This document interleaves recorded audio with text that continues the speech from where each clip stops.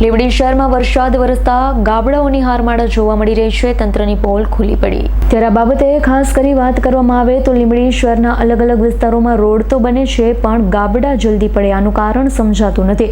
લોકો આવી ચર્ચા કરી રહ્યા છે. ત્યારે આ બાબતે લીંબડી બસ સ્ટેન્ડ રોડ એટલે કે લીંબડી નેશનલ હાઈવેથી ધંધુકા રાણપુર જવા તરફનો માર્ગ અને ગાયત્રી મંદિરના નાળાવાળો રોડ જે મેઇન રોડ ગણવામાં આવે છે, જે રોડ ઉપર જ આજે વરસાદ વરસતા તંત્રની કામગીરીની પોલ જોવા મળી હતી. કેમ કે જાણે કોઈ ખોદકામ કરી રોડની આવી હાલત કરી હોય તેવું લાગી રહ્યું હતું. હકીકતમાં ખોદકામ નહીં પણ ભ્રષ્ટાચાર આચર્યો હોય, આ ભ્રષ્ટાચાર ખુલ્લો પડ્યો હોય તેવું લાગી રહ્યું છે.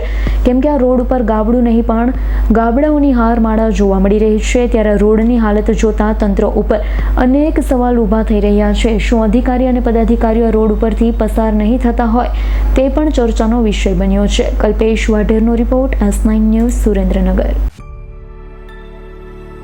અમારી તમામ માહિતીથી અપડેટ રહેવા માટે જોડાયેલા રહો S9 ન્યૂઝ સાથે.